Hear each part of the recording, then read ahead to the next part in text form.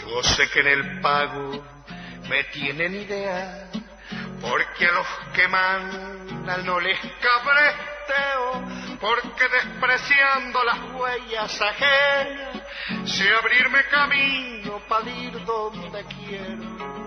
A partir de este momento usted sintoniza un programa que tratará temas del poder real. Ya queda con ustedes su conductor, doctor Gustavo Salle. Buenos días amigos, les habla Enrique Viana. Hoy venimos a sustituir, a pedido del amigo del doctor Gustavo Salle, a sustituirlo en esta jornada, con un pedido expreso de él, en el sentido de que quería que nos refiriéramos a los cambios que se avecinan, que ya se están produciendo en materia de Ministerio Público, del ejercicio del Ministerio Público, eso que tanto nos comprende. Hace 24 años que somos fiscales letrados, desde aquellos comienzos allá como fiscal letrado departamental en la ciudad de Artigas, en la querida ciudad de Artigas. Gustavo es un hombre que conoce al dedillo los vaivenes del sistema judicial. Él integró el Ministerio Público, él fue funcionario de las fiscalías, conoce el adentro del Ministerio Público y sabe de la significación. Hace muchos años que venimos conversando sobre esos temas. Recuerdo hace unos cuantos años que yo le advertía a Gustavo, se vienen cambios en el Ministerio Público, y esos cambios en el Ministerio Público suponen manipular, dejar sin efecto nada menos que la separación de poderes, entrañan eliminar de una vez por todas, según la voluntad de muchos, la independencia técnica de los fiscales, y por consecuencia eliminar una de las garantías que no está prevista en favor de los fiscales, sino que está prevista en favor del pueblo, de cada uno de los habitantes de la República. Siempre lo decimos, la independencia de los fiscales, la independencia individual de cada uno de los fiscales, en que actúen de acuerdo a su conciencia, a su leal saber y entender del derecho, aún en el peor de los errores, se asemeja, fue construida a imagen y semejanza de la independencia y la imparcialidad de los jueces. Me resultó curioso hace ya un par de semanas, cuando en ocasión de un debate con el doctor Gabriel Valentín, frente a esta afirmación de quien habla, decir que los fiscales han sido construidos como esa suerte de institución artificial, no es una institución natural, sino que es creada por el hombre, a imagen y semejanza de lo que es el funcionamiento del Poder Judicial. Y él decía que eso era un resabio de la Inquisición y que eso era defender los procesos inquisitivos. Yo creo que es todo lo contrario, que en la medida que el Ministerio Público constituye muchas veces una parte artificial, como decía Carneluti, creada para actuar en defensa de determinados intereses, que la Constitución y la ley llama intereses generales, causa pública, orden público, en la medida que fue necesario crear esa institución, que fueron necesarios habilitar a determinados funcionarios a la defensa de esos conceptos abstractos, estábamos construyendo una nueva institución. Cuando decimos eso, estamos hablando ya de hace un par de siglos, y esa nueva institución tenía que tener imagen y semejanza de una institución que mantuviera objetividad ante la aplicación del derecho, porque si no, no iba a tener sentido crear un mecanismo de contrapeso de los abusos del poder, ya sea que esos abusos del poder provinieran del poder administrador, del poder ejecutivo, o esos abusos del poder provinieran incluso de los propios magistrados judiciales, de los jueces, de los tribunales de justicia. La construcción a imagen y semejanza de los jueces es la construcción de una garantía judicial dentro de este sistema, y esa garantía judicial, como todas las garantías judiciales, están elaboradas para defender, para intentar proteger con un mínimo los derechos de los ciudadanos. ¿Cuál es el mínimo que se está para asegurar los derechos de los ciudadanos? Bueno, que el fiscal, al igual que cualquier magistrado judicial, se pronuncie de acuerdo a su conciencia y no de acuerdo a una mano oculta que por detrás lo manipulee o dirija sus decisiones. Que el error, el peor de los errores que cometa un fiscal o el peor de los errores que cometa un juez lo cometa él, como individuo, como funcionario responsable, frente a esa decisión y que no sean otros los responsables de sus buenas o de sus malas decisiones. De eso se trata la independencia técnica en el ejercicio del Ministerio Público. Como decía algún insigne jurista y filósofo, Ribacova, eso hace al fondo ético del ejercicio de la justicia. Pero bueno, estamos viviendo tiempos donde esa sustancia ética se está dejando de lado, en nombre quizás, en el mejor de los casos, de lo que podemos llamar una suerte de propósito de eficiencia o de eficientismo, ¿no? Vamos a procesos mucho más sumarios, a procesos mucho más rápidos, donde se toman decisiones sin sustento, sin fundamento, sin debido proceso, sin debida defensa de aquellos que son apuntados con el dedo acusador por parte del Estado, en nombre de tener una mayor seguridad, entre comillas, o de seleccionar un conjunto de asuntos para ser tratados rápidamente desde el punto de vista judicial y de esa forma llenar los casilleros de condena mucho más rápido de lo que acontece en la actualidad. Este proceso de transformación no es un proceso que se dé con etapas claras, definidas y expuestas a la ciudadanía. Más bien es un proceso subrepticio que se va colocando como una suerte de boa constrictor que cada día va cercenando, apretando hasta la asfixia a aquellos integrantes, en este caso del Ministerio Público. En los últimos, diríamos, 5 o 6 meses hemos observado algunas modificaciones legales, otra en ciernes, que apuntan a hacer desaparecer, como decíamos, la independencia técnica individual de los fiscales, hacer desaparecer esa garantía prevista en favor de los ciudadanos, una garantía constitucional.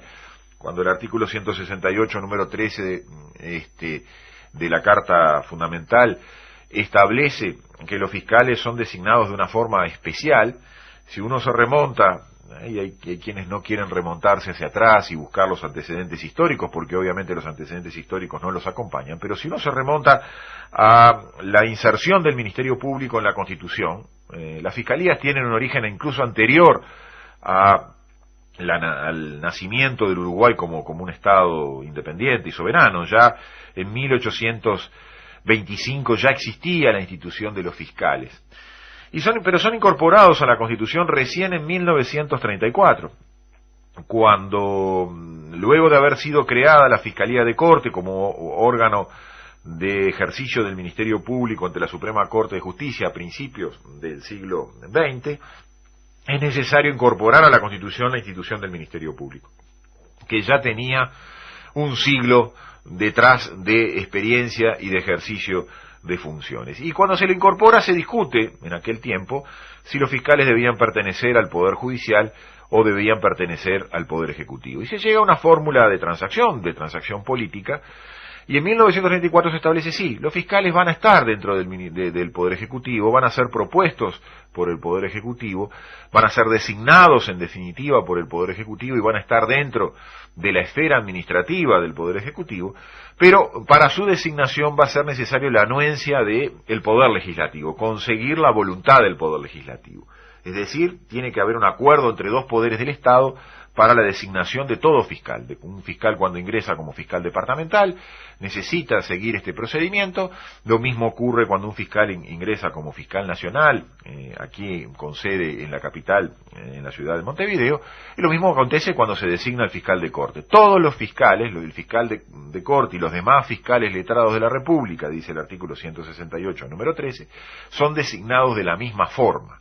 Es decir, con una propuesta del Poder Ejecutivo y la obtención de una venia especial, muy especial, de 3/5 de los componentes, los integrantes del Senado de la República. Esta fórmula, establecida en la Constitución, más sus fundamentos, su ratio explicitada por los entonces constituyentes, demuestran esa razón, que los fiscales tienen que ser de la República, no del gobierno de turno, que los fiscales tienen que defender un concepto abstracto que pasa por el concepto de república, por el concepto de intereses generales de la nación, de intereses generales de la sociedad, de concepto de causa pública, de orden público. Todos conceptos que podrán no ser idénticos, pero que nos dan la idea de la defensa de ese conjunto de derechos y obligaciones establecidos en la Constitución y en la ley como derechos al margen de la negociación de las partes, esos intereses públicos, esos intereses generales que en determinado momento la nación se ha dado como intereses superiores que no pueden ser cedidos ni siquiera por el propio Estado. Pues bien, decíamos, la Constitución habla de los fiscales letrados de la República y exige un acuerdo importante del punto de vista político para que sean designados, tratando de esa forma. La ley nunca es perfecta, la Constitución nunca es perfecta, pero buscando de esa forma que la designación de los fiscales no responda a un interés partidario, que no responda a un interés del gobierno de turno, siempre en la concepción de la alternancia del poder, siempre en la concepción de la democracia y de la defensa de esos intereses superiores que no pueden pertenecer a un sector político concreto. Esa es la idea de la Constitución y es por eso que nosotros sostenemos que la independencia técnica individual de los fiscales, un aspecto que siempre remarcamos es que la Constitución habla de los fiscales letrados de la República, es decir, habla de un plural de magistrados, no habla de una institución, ministerio público, dominada y manejada por un magistrado único, por una suerte de fiscal general. Por eso la Constitución rechaza el sistema de fiscal general y de fiscales delegados, que es lo que justamente se pretende imponer en estos últimos tiempos, colisionando abiertamente con el precepto constitucional al que hacemos referencia. Pero decíamos, se han visto algunas modificaciones legales que en forma no clara, no directa, no exponiéndole a la ciudadanía qué es lo que pretenden, se avecinan en el derecho nacional. La primera de esos cambios normativos es el Código del Proceso Penal, aprobado sobre fines del año pasado. Ese Código del Proceso Penal que ya establece un sistema de instrucciones, es decir, un sistema por el cual los fiscales van a estar sometidos a directivas, es decir, fiscales bajo instrucciones, fiscales sometidos a directivas, significan fiscales dependientes, significan eliminar, aniquilar la independencia individual, la independencia técnica individual de cada uno de los fiscales de la República. Significa ir contra el concepto de fiscales de la República, porque en la medida que los fiscales van a tener un mando superior, llámese ese mando superior fiscal general, llámese ese mando superior poder ejecutivo, van a dejar de actuar en nombre de la República para actuar en nombre de los intereses coyunturales del gobierno de turno. Decíamos entonces que este nuevo Código del Proceso Penal establece un sistema de instrucciones de fiscales sometidos a instrucciones. Al mismo tiempo, establece una nueva fórmula de proceso penal en el cual el Ministerio Público adquiere el monopolio de la llave por la cual se abre la investigación penal, la llave por la cual se decide quién va a ser sometido a la justicia y, como veremos quizás en la segunda parte de esta audición, la llave para decidir quién va preso y quién no va preso en el Uruguay.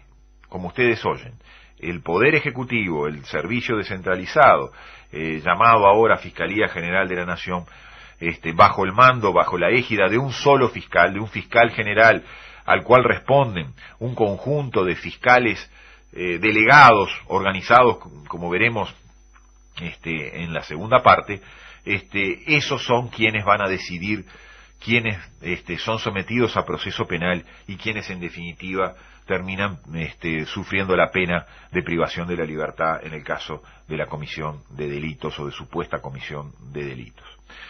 Eso supone un desplazamiento claro y manifiesto del Poder Judicial. Nos referiremos en detalle a ese aspecto. Eso es provocado por esa primera modificación en el Código del Proceso Penal. Acoto un antecedente respecto de ello. En ocasión de estarse discutiendo el cambio del estatuto de los fiscales, En el año 2013 la Asociación de Fiscales ya hacía alusión a estas instrucciones y ya decía la Asociación de Fiscales, que siempre mencionamos entre paréntesis, hace mucho tiempo que no integramos, desde la época de Peri Valdés, nosotros abandonamos la Asociación de Fiscales porque sabíamos que la Asociación de Fiscales se estaba convirtiendo, estaba comulgando con este tipo de connotaciones de eliminación de la independencia. Los propios fiscales estaban abdicando de esa garantía en función de los ciudadanos, de ese deber que significa para los fiscales ser libres e independientes. Estaban anotándose ya en la época de Peri Valdés en la fila de aquellos que pretenden recibir órdenes a la hora de actuar en la esfera judicial. Decíamos que en octubre del 2013, creo que es el domingo 6 de octubre del 2013, en el diario El País, sale el presidente de la Asociación de Fiscales, el fiscal Juan Bautista Gómez, a decir que los fiscales están dispuestos a aceptar instrucciones. Fiscal que está dispuesto a aceptar instrucciones no es un fiscal independiente. Eso tiene que quedar claro y no hay pasos intermedios o situaciones grises al respecto. Eso se manifestaba en 2013. Bueno, se concreta en el diciembre del año pasado con este nuevo Código del Proceso Penal, cuya vigencia está marcada para el año 2017, pero como veremos, parece que algunos de sus aspectos van a ser todavía diferidos para el año 2019 y quizás diferidos eternamente. La segunda disposición legal que forma parte de este proceso, como decimos, subrepticio, muchas veces oculto, intrincado, de difícil recepción por parte de la ciudadanía, que preocupada quizás por otras cosas, no está percibiendo lo que está ocurriendo realmente. Nosotros siempre hacemos referencia a que es necesario que el ciudadano se muna de mucha paciencia para entender estas cosas, que realice un ejercicio de asociación de ideas, eso que nos enseñaban, no sé si a esta altura se sigue enseñando a nivel de enseñanza secundaria. La asociación de ideas es muy importante, nos conduce a una cantidad de razonamientos y muchas veces se bloquea esa asociación de ideas o nos bloquean esa asociación de ideas y no nos permite eso ver la realidad de las cosas. Justamente en esta audición, que como decimos pertenece al insustituible doctor Gustavo Salle, él hace referencia permanentemente a ese ejercicio del poder real, ese poder que a veces está detrás de una maraña que no nos permite observar y ver las cosas con tranquilidad. Por eso, en ese ejercicio de asociación de ideas, vamos a este nuevo momento de cercenamiento de la independencia técnica de los fiscales que se produce con el surgimiento de la conocida ley de creación de la Fiscalía General de la Nación como servicio descentralizado. Esta es la ley 19.334, promulgada muy recientemente, con fecha 14 de agosto del 2015. Este proyecto de ley fue presentado a principios de esta legislatura, incluso con un rigor mayor, con un tenor mucho más complejo en su redacción original. Luego fue modificado especialmente en la Cámara de Diputados, pero en definitiva lo que hace es crear un nuevo servicio descentralizado llamado Fiscalía General de la Nación. Al crear ese nuevo servicio descentralizado, indudablemente destruye la previsión constitucional, que como referíamos establece que las fiscalías, como ejercicio de una función esencial del Estado, debe estar en manos del Poder Ejecutivo, como otras funciones esenciales que le pertenecen al Poder Ejecutivo: el ejercicio de las Fuerzas Armadas, el ejercicio de la tranquilidad y seguridad interior, traducida en el Ministerio del Interior, el ejercicio de las relaciones exteriores, prevista en el caso de la función de los diplomáticos. Pues bien, el ejercicio del Ministerio Público está previsto en el artículo 168, número 13. Si alguno tiene una Constitución a mano o accede a ese artículo, observará que todas las funciones, todos los mecanismos de designación y todas las funciones establecidas en ese artículo pertenecen al Poder Ejecutivo. Son aquellos cometidos esenciales que no pueden ser delegados en otras formas de administración por parte del Poder Ejecutivo. Pues bien, con esta ley 19.334, lo que se hace es un cometido esencial del Estado, se le entrega a un servicio descentralizado. Es como algo así, como que le entregáramos la función de la diplomacia o la función del Ministerio del Interior a un servicio descentralizado o a un ente autónomo. Un absurdo, una inconsistencia, un vicio constitucional congénito que tiene este proyecto. Tan congénito y tan grave es este vicio de inconstitucionalidad que tiene este proyecto, que fue necesaria la redacción en el mismo de un artículo cuarto para tratar de evitar los mecanismos de cercenamiento de la independencia técnica que están previstos en la Constitución respecto de los servicios descentralizados. Entonces se dijo, bueno, a este servicio descentralizado interpretamos nosotros, los legisladores, que no se le aplican las atribuciones que tiene el Poder Ejecutivo sobre los servicios descentralizados, entre otras previstas en el artículo 197 de la Constitución. O sea, se tuvo que ir a la vía indirecta, oblicua de la interpretación de la Constitución para decir, está bien, lo hacemos como servicio descentralizado, colocamos a la institución Ministerio Público, a las fiscalías como un servicio descentralizado, pero pero decimos que tal dispositivo de la Constitución no se aplica a ese servicio descentralizado. Otra norma, es decir, dictamos una norma inconstitucional para sostener una situación inconstitucional como es la de que las fiscalías, cometido esencial del Estado, estén en manos de un servicio descentralizado. Es el artículo cuarto de esta ley que estamos haciendo referencia, que dice, interprétase el artículo 197 de la Constitución de la República respecto del servicio descentralizado, Fiscalía General de la Nación, en el sentido de que las atribuciones asignadas por dicha disposición al Poder Ejecutivo refieren únicamente al funcionamiento administrativo de aquel, no comprendiendo la competencia en el ejercicio del Ministerio Público y Fiscal en sus distintos niveles. Traducido a un lenguaje más directo, las formas de intervención del Poder Ejecutivo respecto de este servicio descentralizado, según esta disposición interpretativa, solo tienen que atender a los aspectos administrativos, pero no puede haber una intromisión del Poder Ejecutivo en los aspectos técnicos. Lo que trasunta esta disposición es que la Fiscalía jamás, desde el punto de vista de la Constitución vigente, podían estar integrando un servicio descentralizado. Aquí hay otro propósito detrás de esta explicación normativa que se pretende con este artículo cuarto. En realidad, cuando se coloca a las fiscalías dentro de un servicio descentralizado, diciéndose que de esa manera adquieren una mayor autonomía, están más alejadas de las influencias del Poder Ejecutivo, que como lo estaban hasta hace unos días dentro del Ministerio de Educación y Cultura, en realidad lo que se oculta es una especie de juego de Dr. Jekyll en Mr. Hyde. Por un lado, el bueno del doctor Jekyll es esta institución, servicio descentralizado, más autónoma en teoría respecto del Poder Ejecutivo. Por dentro, Mr. Hyde está pronto para salir. Mr. Hyde es un sistema de fiscales subordinados. Dentro de esa cajita que llamaremos servicio descentralizado, que llamamos servicio descentralizado, los fiscales van a estar sometidos a un sistema piramidal de jerarquías, con un fiscal general que va a estar dando órdenes a determinados fiscales delegados, como como se llaman en Colombia.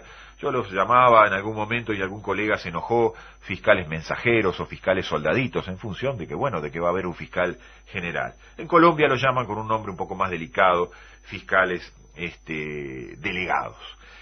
Decíamos, esta disposición legal constituye un nuevo intento por eliminar la independencia de los fiscales. Y esta norma aclarativa, este artículo cuarto de esta ley 19.000, hasta nos cuesta acordarnos del número, 334, es simplemente un intento por corregir, por morigerar de alguna manera la inconstitucionalidad flagrante de esta ley. Nosotros estamos fuertemente inducidos a plantear la inconstitucionalidad de esta norma y eso nos abocaremos en las próximas semanas para hacerlo formalmente. Vamos a acercarnos a un corte y luego continuamos con este íter de cercenamiento de la independencia de los fiscales. Comisario, lo trato lo mismo que el que solo tiene.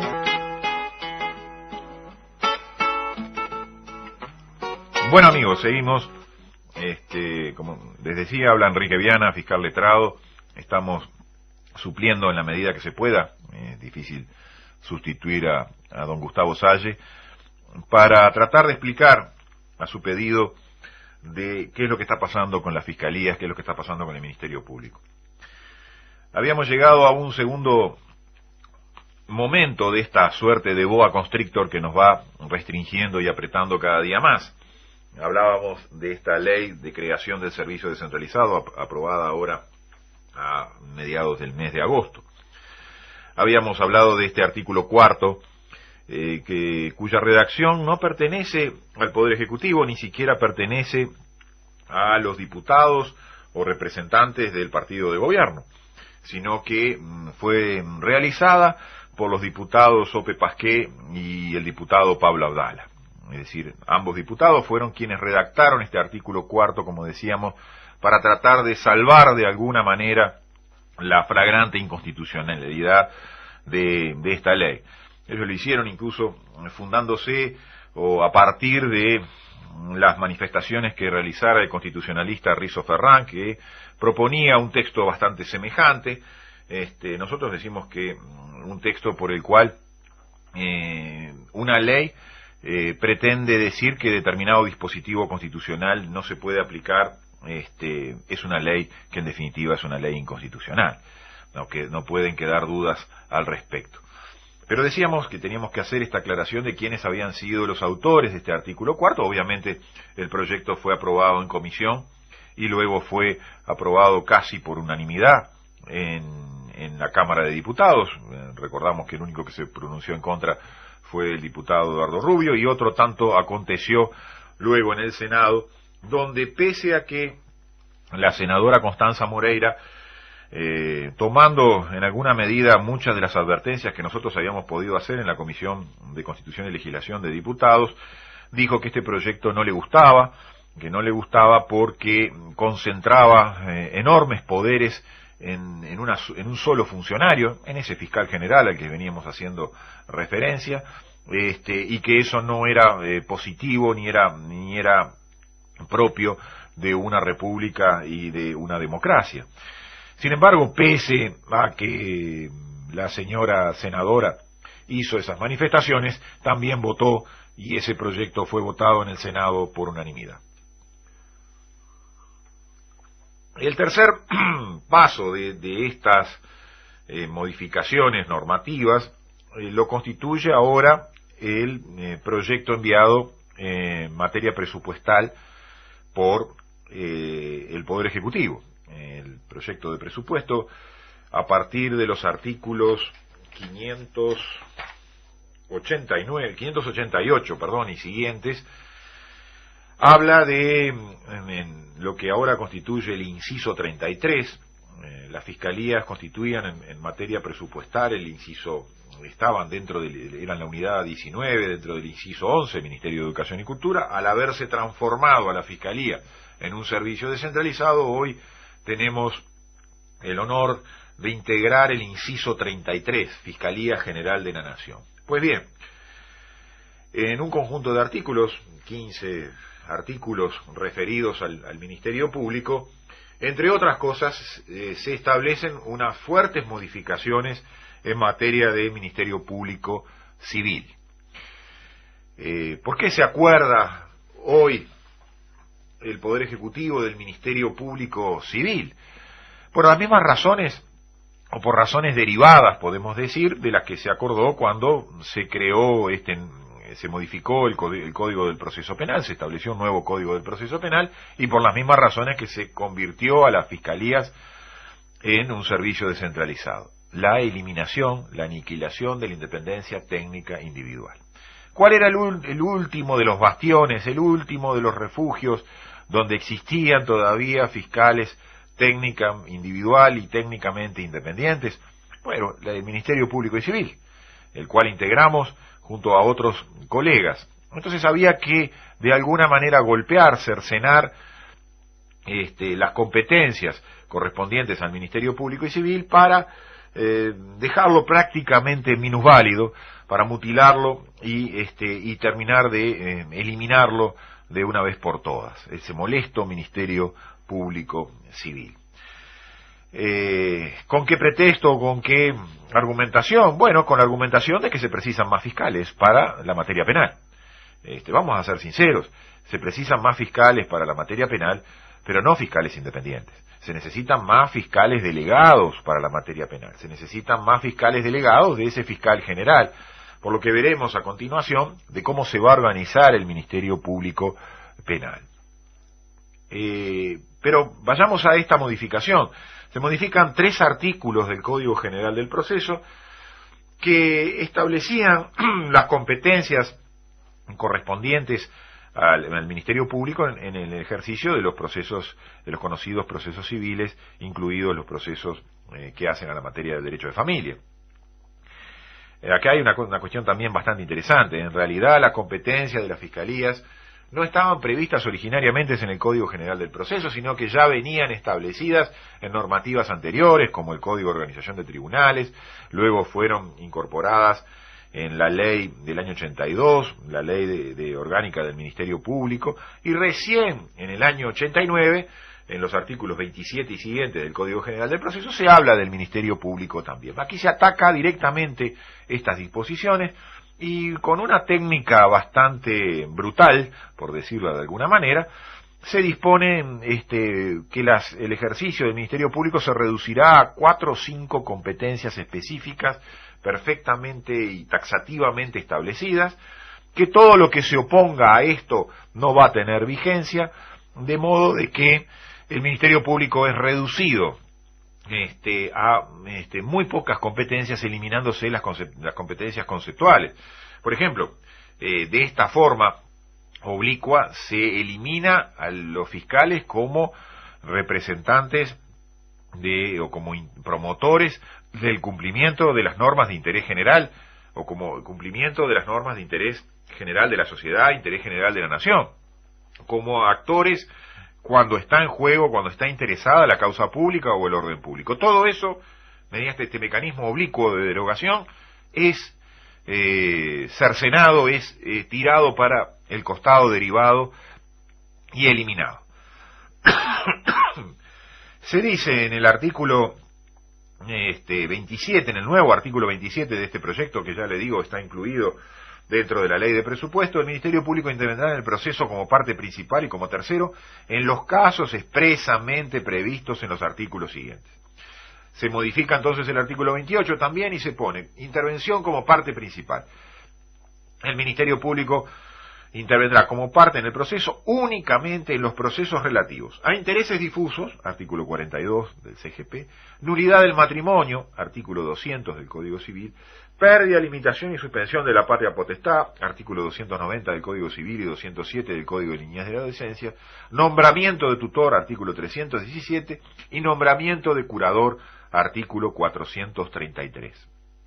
En el artículo 29, a su vez, se establece la intervención como tercero. Dice: el Ministerio Público intervendrá como tercero en el proceso únicamente en los procesos relativos a violencia doméstica, ley 17.514, protección de los derechos amenazados o vulnerados de niñas, niños y adolescentes, artículos 117 a 131 del Código de la Niñez, e inconstitucionalidad de la ley. Se pone una disposición bastante enigmática que va a dar lugar a muchos problemas, en la cual se dice: en aquellos casos en que, pudiendo haber intervenido el Ministerio Público como parte principal, no lo hubiera hecho, no tendrá intervención como tercero en el proceso. Una nueva norma restrictiva. Y finalmente se dice: el Ministerio Público y Fiscal no intervendrá en ningún proceso como dictaminante técnico auxiliar del tribunal, es decir, del juez. Veamos un poco qué significan estas competencias taxativamente establecidas a los fiscales. Con un manejo muy torpe de la ciencia del derecho, con un escaso conocimiento, con hasta cierto grado de improvisación de lo que supone la intervención del Ministerio Público como parte y como tercero. Tenemos serios cuestionamientos a esta clasificación de competencias taxativas que se han hecho. Sería bueno que quienes fueron los autores de estos textos que sospechamos que sean y que haya participado incluso algún fiscal penal, se volvieran a estudiar aquel famoso libro del doctor Layerle que hablaba de las formas de intervención del Ministerio Público. Les haría falta estudiarlo para entender cómo se desempeña el ejercicio del Ministerio Público, bajo qué modalidades. Se dice, el Ministerio Público intervendrá como parte en el proceso únicamente en los procesos relativos a los intereses difusos, artículo 42. En nulidad de matrimonio, yo le puedo decir que en mis 24 años de ejercicio del Ministerio Público, probablemente haya intervenido en un asunto de nulidad de matrimonio. O sea, es una competencia muy esporádica, casi le diría que muy extraordinaria de los fiscales. Luego se dice que actuarán también en la pérdida, limitación o suspensión de la patria potestad. Es la única acción de Estado que aparentemente los fiscales pueden intervenir. Los fiscales intervienen habitualmente en todas las acciones de Estado, porque todas las acciones de Estado son de orden público. El Estado civil, que es a lo que se refieren las acciones de Estado, en la modificación de ese Estado civil, son acciones de orden público, como decía el eminente profesor Gatti, civilista, connotado civilista. Bueno, estas acciones de Estado comprenden un conjunto de procesos judiciales que van desde el divorcio, pero que pasan por los mecanismos de investigación de la paternidad, que pasan por todo lo que tiene que ver con las impugnaciones de los diversos formas de Estado civil. Sin embargo, de la única que se acuerda es de la pérdida, limitación y suspensión de la patria potestad. Y actuando el fiscal como parte. También vuelvo a hacer la misma referencia que creo que es extensible al resto de mis colegas. Son muy escasas las intervenciones de la Fiscalía como parte pidiendo la pérdida de la patria potestad. Son muy contados los casos en que la Fiscalía interviene como parte. Lo que sí hacen las Fiscalías cuando intervienen en las acciones de Estado, incluida la pérdida, limitación de la patria potestad, es intervenir como terceros en representación de la causa pública, vigilando que el proceso judicial que se promueve de pérdida de la patria potestad, se comporte de acuerdo a esas normas superiores de interés general de la nación. También tengo que hacer otra aclaración. Hoy la pérdida, limitación o suspensión de la patria potestad prácticamente ha sido sustituida por un nuevo proceso judicial que se llama el proceso de la separación definitiva de la familia de origen, un proceso que fue introducido por el Código de la Niñez y la Adolescencia y luego ha sido modificado por un conjunto de leyes posteriores. Es un proceso previo a que un niño esté en condiciones de ser adoptado y el mismo proceso determina la pérdida de la patria potestad. Por eso esa referencia a el proceso de pérdida de la patria potestad también se refiere a un número muy escaso de intervenciones de la Fiscalía, porque la mayor parte de las pérdidas de la patria potestad hoy se están verificando en función de otro proceso judicial, cosa que debería revisar el autor de este texto para explicarnos si las separaciones definitivas de la familia de origen las Fiscalías van a tener algún tipo de participación. Por el texto que está establecido tampoco van a tener participación en ello. Luego se dedica también a decir que las Fiscalías intervendrán en el nombramiento de los tutores y en el nombramiento de los curadores. Y me voy a detener aquí muy especialmente en el tema de las incapacidades. La intervención de las Fiscalías en el proceso voluntario de la incapacidad supone justamente el control, la fiscalización de que se respeten todos aquellos derechos que hacen a las personas que han sido declaradas incapaces. Y justamente, aparentemente la intervención de la Fiscalía solo va a estar para dar el visto bueno o no en la designación del curador, pero el resto de la actividad que supone el ejercicio de la curatela, la vigilancia sobre la curatela, las rendiciones de cuentas que tienen que hacer los curadores del cumplimiento de sus funciones, el cuidado del incapaz, todo eso es obviado y los fiscales no van a poder intervenir según este texto en esa etapa tan importante de los procesos de curatela. A esto le tenemos que decir, este conjunto de competencias taxativas que se le da a los fiscales supone la no intervención en un conjunto de materias muy importantes. Esto supone que los fiscales no van a intervenir más en los divorcios, que no van a vigilar por el cumplimiento de las garantías en los procesos de menores.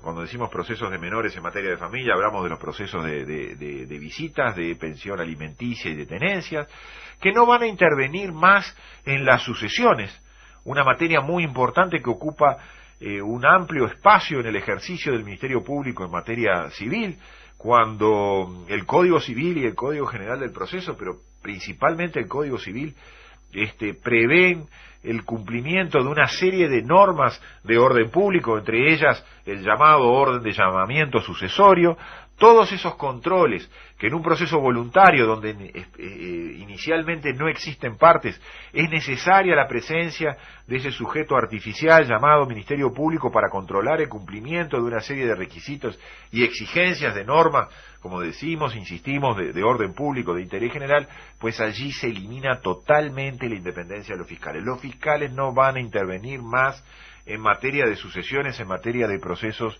sucesorios.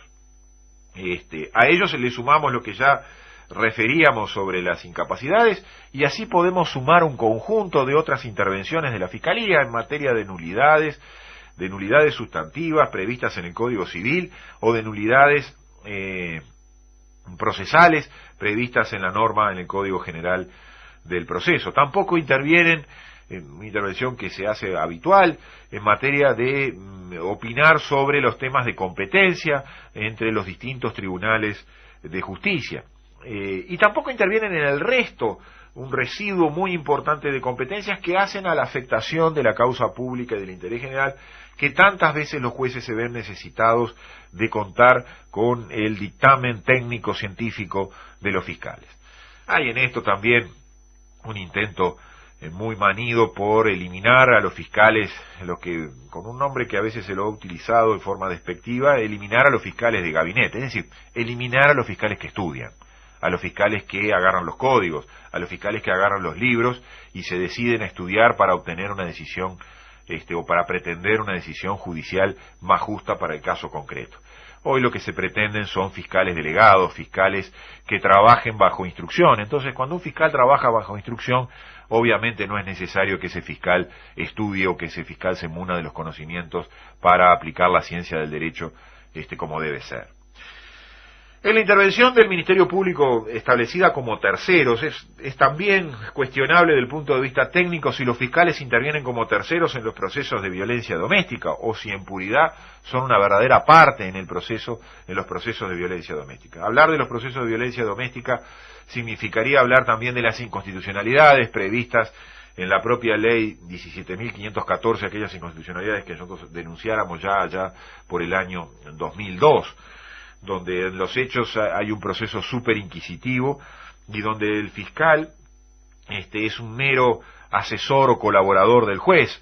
Es decir, que el fiscal interviene como tercero aquí puede ser hasta desde varios puntos de vista cuestionado. También se habla de la inconstitucionalidad de la intervención de la Fiscalía como en las inconstitucionalidades de la ley. Las fiscalías en realidad no intervienen en la inconstitucionalidad de la ley, la que interviene es la Fiscalía de Corte en materia de inconstitucionalidades de la ley.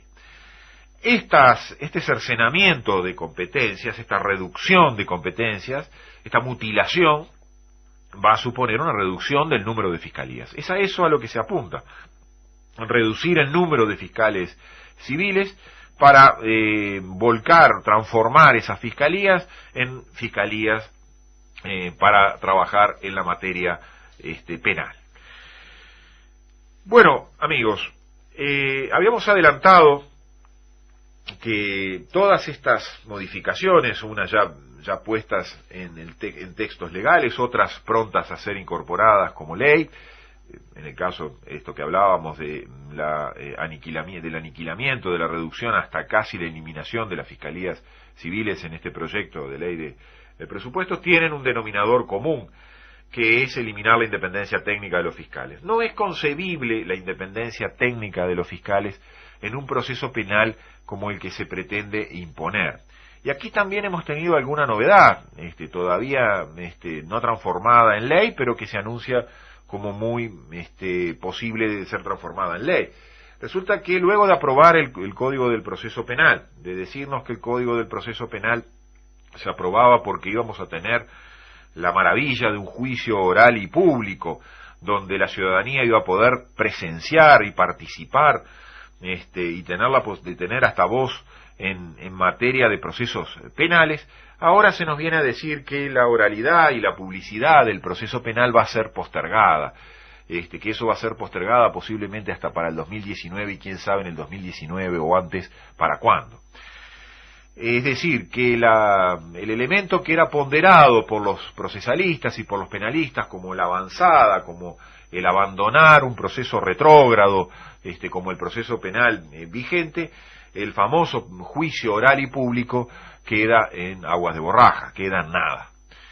Lo que realmente va a quedar vigente de este proceso penal y que los hechos se pretende poner en vigencia en el 2017, pero que yo sospecho que ya, en algunos aspectos, ya se está haciendo cumplir, y me aventuro a decir que el año que viene, muy probablemente ya en forma piloto se ponga en funcionamiento, es esa investigación penal que va a estar dirigida, entre comillas, por los fiscales, pero que se va a desarrollar en ámbitos meramente administrativos. Es decir, el famoso juicio oral y público ante un juez es dejado de lado y sí se apuntan todas las baterías a ese proceso penal administrativo que se va a realizar en las comisarías.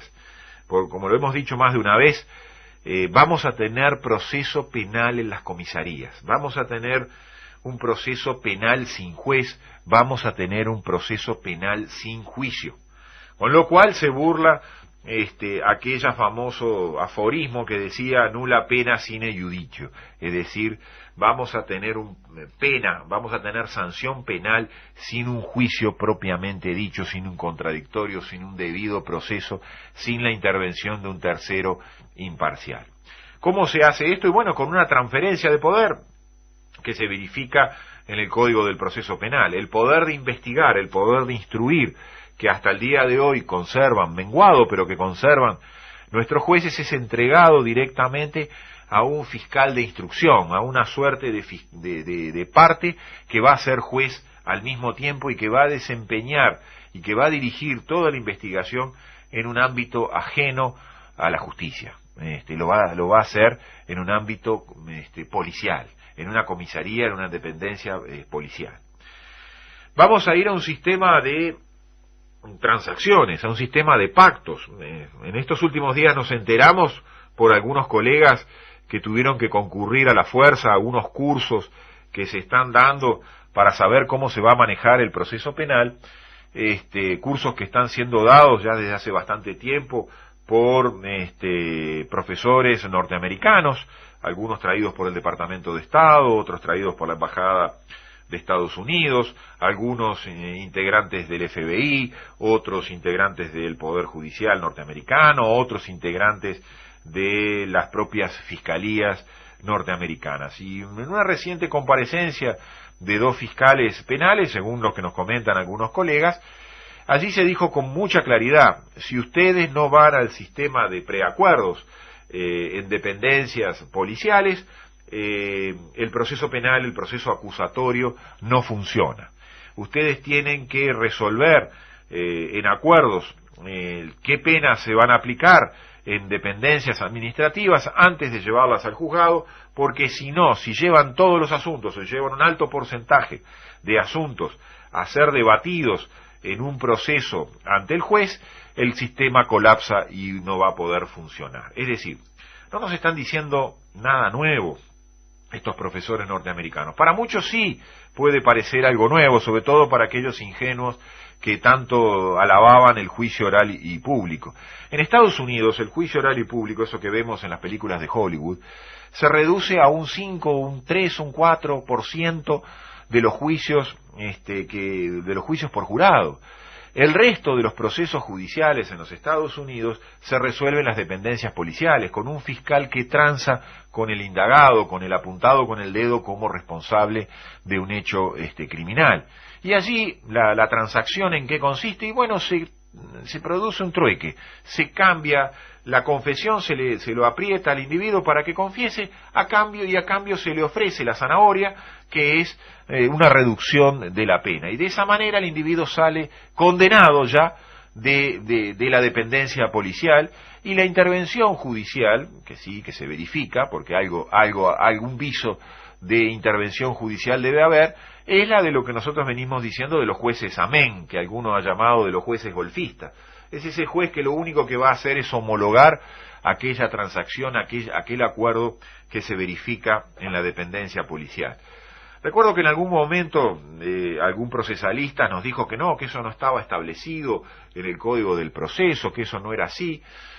Nosotros le dijimos que sí, que está establecido en el Código del Proceso. Hay que saberlo leer en el nuevo código, en el nuevo texto del Código del Proceso aprobado en diciembre del año pasado. Cuando se establece el principio de no obligatoriedad de la acción penal, cuando se establece el principio de oportunidad, cuando se le da al fiscal la discrecionalidad para iniciar o no iniciar un asunto, cuando se le da al fiscal la posibilidad de decir quién es imputado y quién no lo es decir, quién va a ir a la dependencia policial a declarar en calidad de indagado o quién va a ir a la dependencia policial a declarar en calidad de mero testigo.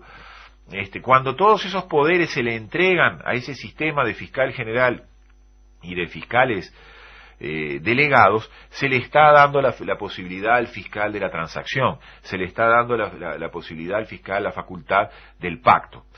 Y cuando luego se establecen los juicios penales abreviados, un juicio penal en el cual el fiscal simplemente va a leer una acusación y la defensa va a estar de acuerdo con esa acusación porque previamente hubo un acuerdo, un pacto en dependencia administrativa, y el juez va a homologar el pedido fiscal no discutido, no rebatido por la defensa. Allí estamos ante el sistema de preacuerdos, ahí estamos ante el sistema que los norteamericanos llaman plea bargaining, que significa declaración regateada.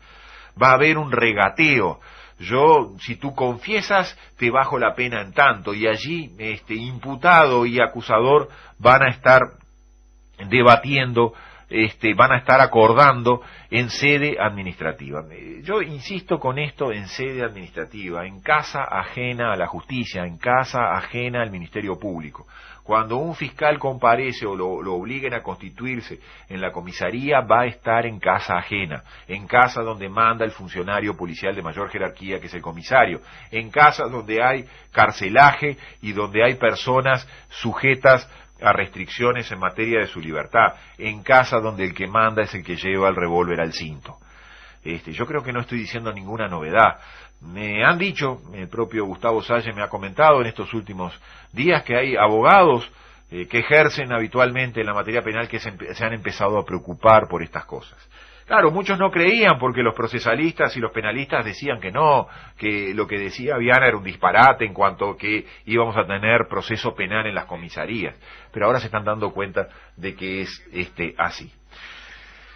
Pues bien, nos ha quedado corto el tiempo, estamos terminando. Lo que nos interesa esencialmente es poner en evidencia todos estos episodios. Vamos a ir a cosas todavía más graves. Vamos a ir a fiscales trabajando en equipo, a fiscales que se van a amoldar a la estructura policial. Hoy la policía tiene dividida la ciudad de Montevideo en regiones. Bueno, los fiscales van a trabajar en equipos divididos en regiones, constituyéndose en las comisarías. Vamos a ir también a un proceso administrativo para cuando se analicen asuntos de alto vuelo, aquellos asuntos que antes llamábamos de cuello blanco. Asuntos como el caso Pluna obviamente no se van a tratar en una comisaría, sino que se van a tratar posiblemente en acuerdos y transacciones que se realizarán en fiscalías y con la presencia de prestigiosos abogados o de estudios jurídicos de mucho peso. Allí también presenciaremos un proceso administrativo sin intervención del juez. Vamos a un proceso penal sin juez, con lo cual destruimos definitivamente la separación de poderes. Hasta aquí llegamos, amigos, le agradecemos a Gustavo esta oportunidad, nos estaremos viendo en otras ocasiones. Muchas gracias.